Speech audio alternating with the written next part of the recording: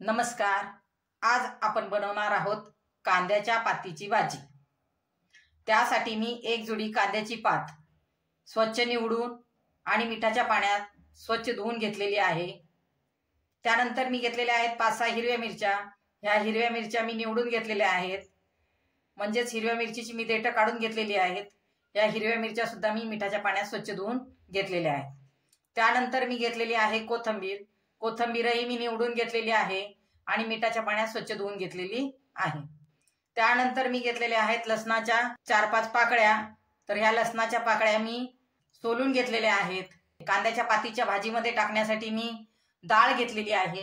ही डाळ मी चण्याची डाळ घेतलेली आहे. मी ही डाळ 1 तासापूर्वी भिजत ठेवलेली होती. ही डाळ आपली बऱ्यापैकी भिजलेली आहे.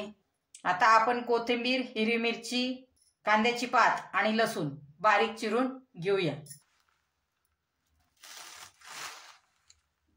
कांद्याच्या पातीला बारीक चिरून घ्यायची. आपली कोथिंबीर आणि हिरव्या मिरच्याही बारीक चिरून झालेल्या आहेत. गॅसवर आपण पॅन ठेवलेला आहे. तेलाच्या पळीच्या मापाने आपण 1 पळी तेल याच्यामध्ये टाकणार आहोत. आपलं तेल गरम झालं की आपण त्याच्यामध्ये सगळ्यात पहिल्यांदा लसूण त्या तेलामध्ये चांगला परतून घ्यायचा आहे. लसूण परतताना एवढी काळजी घ्यायची की लसूण आपला करपला गेला नाही पाहिजे. आपला लसूण करपला तर आपल्या भाजीचीच चव बदलते.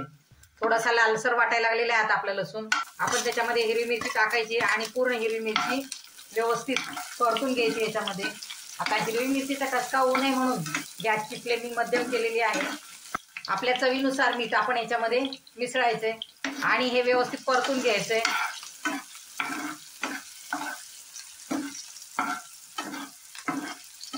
आपली मिरची व्यवस्थित परतून झालेली आहे, दिसत असेल तुम्हाला. आता त्याच्यामध्ये आपण कोथिंबीर ऍड करणार आहोत. सगळी कोथिंबीर ऍड करायची. गॅसची फ्लेम मात्र मध्यमच राहू दे.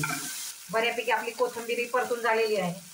आता त्याच्यामध्ये आपण जे बारीक चिरून ठेवलेली कांद्याची पात होती ती आपण ह्याच्यामध्ये मिसळायची. कांद्याची पात आपल्याला भरपूर दिसते भाजी करताना. असं वाटतं याची भाजी किती मोठी होईल, पण शिजल्यावरती एकदम कमी होते. आता ही कांद्याची पात आपली त्याच्यामध्ये आपण टाकलेली आहे. गॅसची फ्लेम एकदम लो करायची आणि मग त्याच्यामध्ये आपण ही भिजवलेली जी डाळ होती ती मी स्वच्छ धुवून घेतलेली आहे ती त्याच्यामध्ये मी ॲड करणार आहे.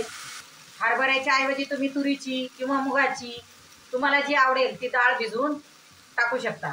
डाळ भिजवल्यामुळं काय होतं की आपली डाळ लवकर शिजली जाते. कारण पालेभाजी जी असते तिला शिजायला जास्त वेळ लागत नाही, ती पटकन शिजली जाते.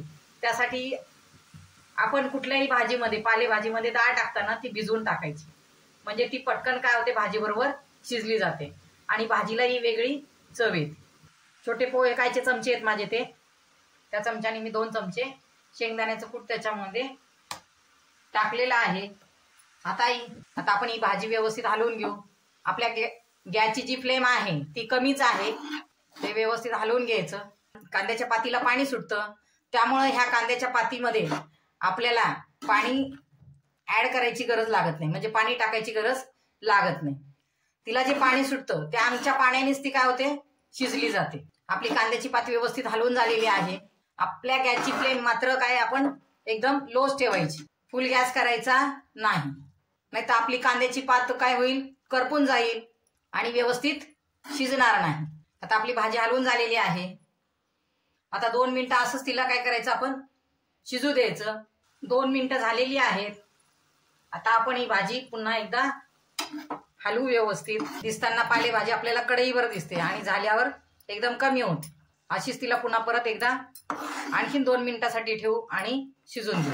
आता आपण 2 मिनिटं होण्याची वाट पाहू. आपले 2 मिनिटं झालेले आहेत. पुन्हा एकदा आपण तिला व्यवस्थित हलवू. जवळजवळ ही भाजी शिजायला आपल्याला 5 ते 7 मिनिटं लागतात. तुम्ही पाहिलं असेल याच्यामध्ये टाकलेल्या डाळीचाही कलर चेंज झालेला आहे. कलर चेंज झाला म्हणजे वेगळा कलर झालेला नाही, तर आपली डाळ शिजल्यावर कशी दिसते त्या प्रकारची ती दिसायला लागलेली आहे.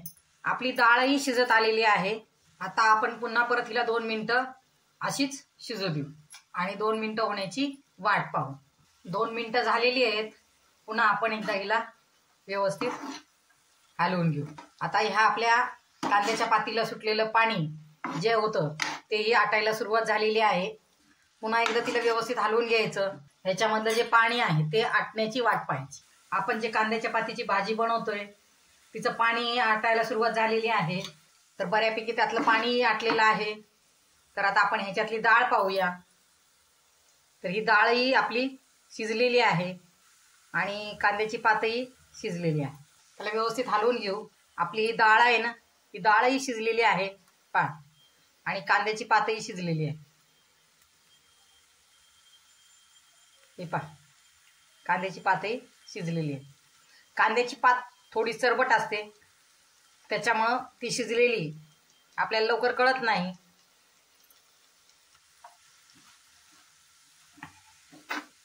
आपली अशा रीतीने कांद्याच्या पातीची भाजी तयार झालेली आहे. आता आपण आपला गॅस बंद करू. मी बनवलेल्या पद्धतीने आपणही कांद्याची पात बनवून पहा. आणि आपण जर माझ्या चॅनलवर नवीन असाल तर माझ्या चॅनलला लाईक, शेअर आणि सबस्क्राईब करायला विसरू नका. धन्यवाद.